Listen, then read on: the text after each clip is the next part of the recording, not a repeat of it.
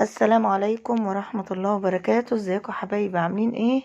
هنعمل حاجة حلوة جدا، حاجة ترند قلب اليوتيوب كله. هنعمل الكيكة الباردة بدون فرن، بدون بيض، بدون اي حاجة.